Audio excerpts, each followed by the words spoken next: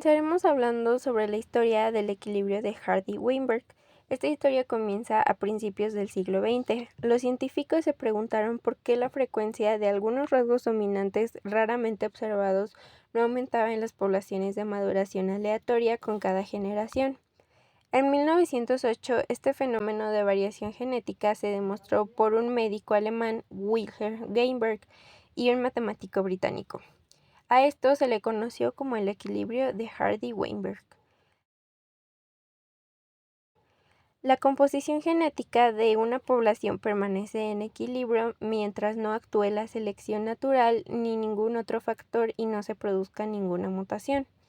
Esta ley afirma que bajo ciertas condiciones, tras una generación de apareamiento de un locus individual, se fijará en un valor de equilibrio particular. Hay 5 puntos sobre esta ley, y el número 1 habla de que no hay mutación, o sea, quiere decir que no se generan nuevos alelos por mutación, no se duplican ni se elimina ningún gen. La tasa de mutación es muy baja, por lo que el impacto de las mutaciones nuevas en las frecuencias alélicas de una generación a la siguiente no suele ser grande. 2. Apareamiento aleatorio. Los organismos se aparean entre sí al azar, sin ninguna preferencia por genotipos particulares. Los organismos pueden preferir aparearse con otros de su mismo o de diferente genotipo. El apareamiento no aleatorio por sí mismo no hará que las frecuencias alélicas de la población cambien, pero puede alterar las frecuencias genotípicas. 3. No hay flujo de genes.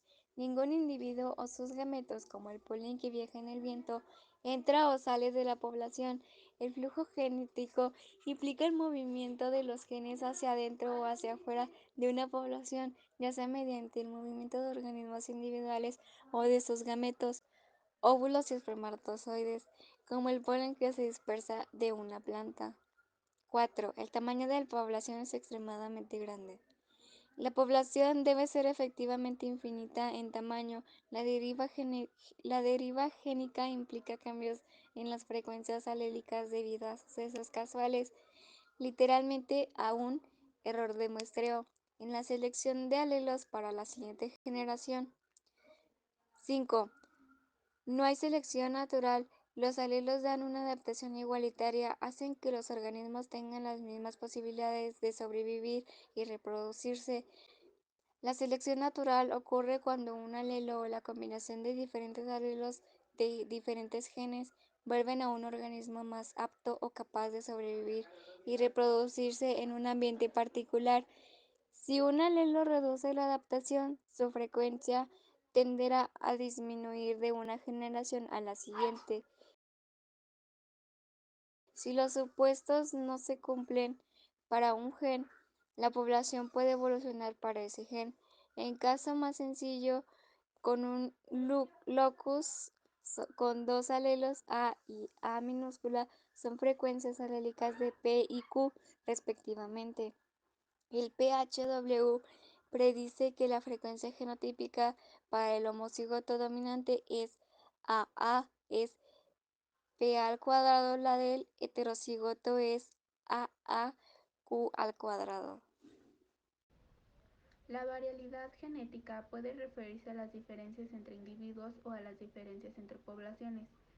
Las mutaciones son la causa fundamental de la variabilidad genética, pero mecanismos tales como la reproducción sexual y la derivada genética también contribuyen a la misma.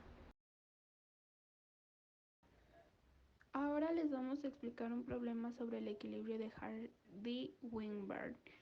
¿Cuál es la frecuencia de los heterocigotos A mayúscula A minúscula en una población con apareamiento aleatorio si la frecuencia del fenotipo recesivo AA minúscula es 0,09?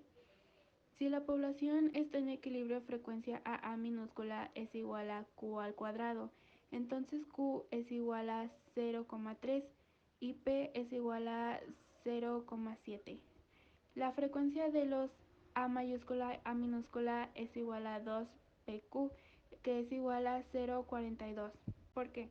Porque si el fenotipo recesivo es 0,09, significa que tenemos que sacarle la mitad, que esto sería 0,3.